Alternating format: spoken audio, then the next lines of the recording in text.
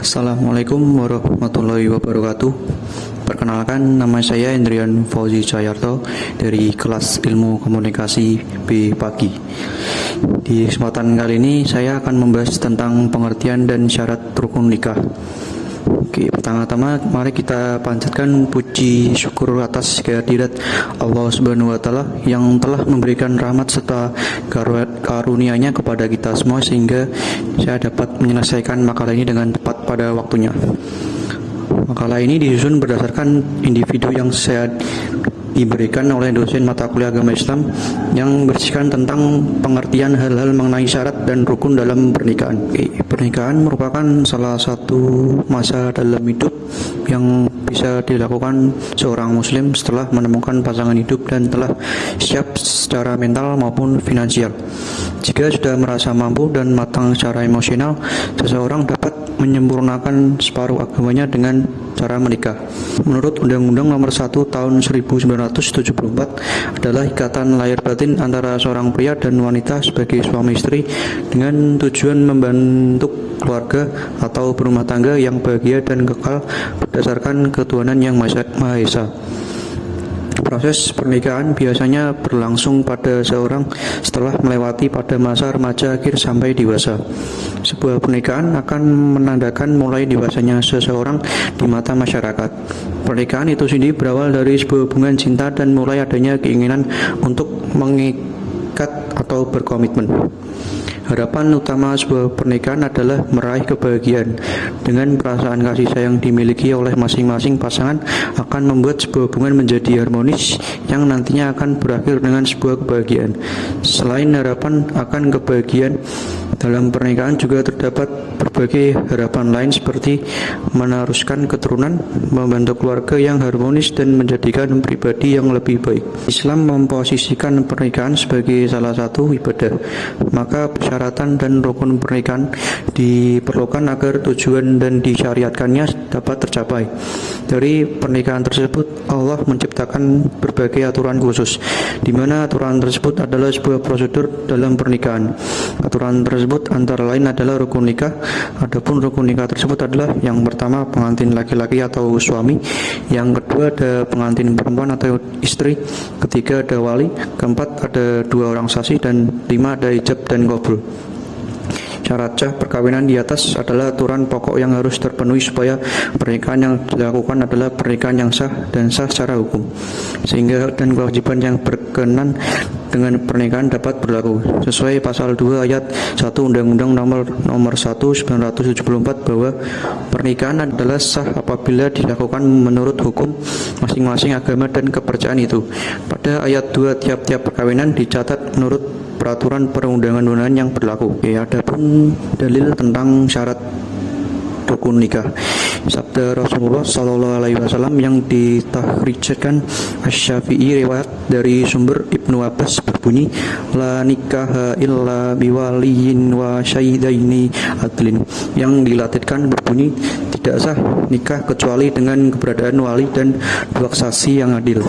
Agar pernikahan diakui secara hukum dan sah, unsur-unsur tersebut harus terpenuhi.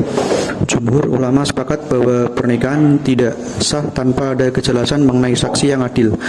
Pernikahan akan sah bila dihadiri oleh para saksi ketika akad nikah dilangsungkan, meskipun kabar tentang pernikahan itu telah disampaikan melalui sarana yang lain. Oke, berikut ada tata cara tentang pernikahan. Yang pertama yaitu pertimbangan. Bagi seorang laki-laki sebelum dirinya memutuskan untuk melamar seorang wanita untuk dijadikan istrinya, hendaklah dia juga harus meminta pertimbangan dari kerabat atau teman dekat wanita tersebut agar dia dapat memberikan pertimbangan dengan jujur dan adil. Begitu pula wanita yang akan dilamar oleh seseorang laki-laki, sebaiknya dia juga meminta pertimbangan dari kerabat atau teman dekatnya. Yang kedua yaitu khitbah atau peminangan. Setelah seseorang mendapatkan kemantapan dalam menentukan wanita pilihannya, maka hendaklah dia segera meminangnya. Laki-laki tersebut harus menghadap orang tua atau wali dari wanita pilihannya itu untuk menyampaikan kehendak hatinya, yaitu meminta agar dia direstui untuk menikahi anaknya. Yang ketiga, akad nikah. Dalam akad nikah ada beberapa syarat dan kewajiban yang harus dipenuhi. Yang pertama yaitu adanya suka sama suka dari kedua calon mempelai. Yang kedua adanya ijab kabul. Ijab artinya mengemukakan atau menyatakan suatu perkataan. Kabul artinya menerima. Jadi ijab kabul itu artinya seseorang menyatakan sesuatu kepada lawan bicaranya. Kemudian lawan bicaranya menyatakan menerima. Dalam perkawinan yang dimaksud dengan ijab kabul adalah seorang wali atau wakil dari mempelai perempuan mengemukakan kepada calon suami anak perempuannya atau perempuan yang dibawa perwaliannya untuk menikahkannya dengan lelaki yang mengambil perempuan tersebut sebagai istrinya. Lalu lelaki bersangkutan menyatakan menerima pernikahannya itu. Yang keempat, adanya mahar atau mas kawin. Islam memuliakan wanita dengan mewajibkan laki-laki yang hendak menikahinya menyerahkan mahar atau mas kawin. Islam tidak menetapkan batasan nilai tertentu dalam mas kawin ini, tetapi atas kesepakatan kedua belah pihak dan menurut kadar kemampuan. Islam juga lebih menyukai mas kawin yang mudah dan sederhana serta tidak berlebih-lebihan dalam memintanya. Yang kelima, adanya wali. Dari Abu Musa radhiyallahu anhu, Nabi Shallallahu alaihi wasallam bersabda, tidaklah sah suatu pernikahan tanpa wali. Wali yang mendapat prioritas pertama di antara sekalian wali-wali yang ada adalah ayah dari pengantin wanita. Yang kelima, adanya saksi-saksi. Rasulullah Shallallahu alaihi wasallam bersabda, tidak sah suatu pernikahan tanpa seorang wali dan dua orang saksi yang adil. Menurut sunnah Rasul Shallallahu alaihi wasallam, sebelum akad nikah diadakan khutbah lebih dahulu yang dinamakan khutbatun nikah atau khutbatul hajat. Kesimpulan dari materi ini yaitu pernikahan adalah ikatan batin antara seseorang laki-laki dengan seorang perempuan sebagai suami istri dengan tujuan membentuk keluarga yang bahagia berdasarkan ketuhanan yang Maha Esa. Pernikahan merupakan suatu ikatan suci yang sakral untuk mengikat hubungan perempuan dan laki-laki. Pernikahan yang harmonis akan menciptakan suasana keluarga yang tentram dan saling menjalankan hak dan kewajibannya masing-masing.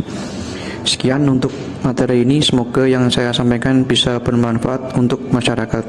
Maaf jika ada salah kata atau salah penyebutan dalil dalam materi ini. Semoga Allah senantiasa memberi berkah dalam kehidupan kita. Akhir kata, terima kasih. Assalamualaikum warahmatullahi wabarakatuh.